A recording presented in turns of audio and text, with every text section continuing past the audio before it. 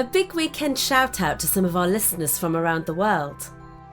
4-year-old Lily from Kent in the UK says she loves listening to Magical Storybook and would listen to them all day long if her mummy would let her. Lily's favourite story is Jack and the Beanstalk. And hello to Tom, who wrote in from sunny southwest Florida, along with his 6-year-old daughter Aria.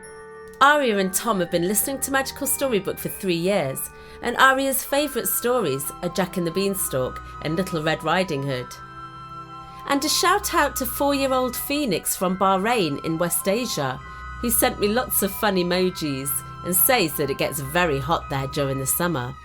Phoenix says that he loves listening to Magical Storybook stories while he relaxes and has dinner, and that his favourite story is Rapunzel. And to Annabelle and Scarlett in New Zealand, who are very good friends and listen to Magical Storybook every night. Scarlett's favourite story is Thumbelina. And to Violet in Melbourne, Australia, who loves listening to Magical Storybook stories at breakfast and in the car. And hello to Milan, who's 7, and Sophie, who's 5, who are from Milton Keynes in the UK. They say that they've been listening to Magical Storybook for 3 years, and that their favourite stories are Jack and the Beanstalk and Hansel and Gretel. And finally, a great big hello to Arush Kumar from Sydney in Australia. He says that he listens every morning and that his favourite stories are Jack and the Beanstalk and Little Red Riding Hood. We love hearing from you, and if you'd like a weekend shout out, then send us an email or a fan message telling us where you're from and what your favourite story is. And in the meantime, we hope that wherever you are in the world, that you have a peaceful Christmas, be kind to animals and each other, and enjoy listening to Magical Storybook, English Nanny Bedtime Stories. Welcome to Magical Storybook, English Nanny Bedtime Stories, a collection of ancient fairy tales and folklore from around the world. Today we have a very special poem, written and read by our friend Ben Macpherson. If afterwards you'd like to know more about Ben's theatre work or hear more of his poems, you'll find the links in the written details. Jamal Sinclair, whose neck was too short or scarf was too long. One Christmas, young Jamal Sinclair received the gift of outerwear, a scarf to wear over his coat, of wool from some endangered goat, from his godfather Nigel Shrift, who thought it was the sort of gift that 12-year-old boys might desire, for who does not like neck attire? Jamal, whose manners could not be described as lacking, thought that he should wear his scarf in gratitude, unless he might be thought as rude.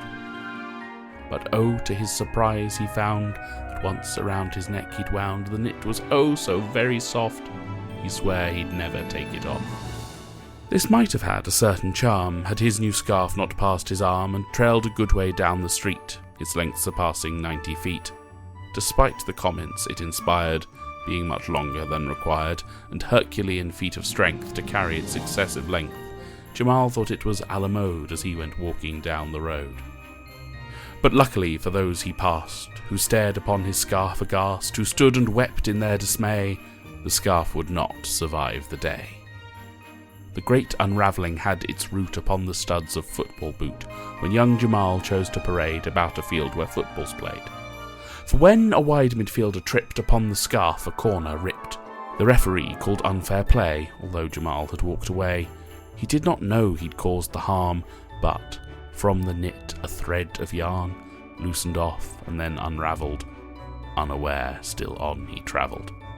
Throughout the park, then round the lake, he did not realise his mistake, and never once did feel the pull of gradually unknitting wool. Along the high street, through the town, a woolen trail Jamal laid down. The pandemonium left behind had poor bystanders in a bind. A pushchair all its wheels caught up, a dog walker with tangled pup, plus one old man who lost his cap and thought it was a booby trap. Night drew in. The weather cooled. By now the scarf fully unspooled. Jamal felt chills around his neck, and so at last he stopped to check. But you must promise not to laugh, as when he could not find his scarf, he turned around with fear and dread to see a bird pick up the thread, then beat its wings and soar up high, to take the scarf off to the sky. Jamal, no longer finely dressed, began to feel a bit depressed. He shivered, missing his surprise, and wished it had been more his size. Although the thought was very nice, please hearken to this sage advice. When present hunting, use your wits. If gifting clothing, check it fits.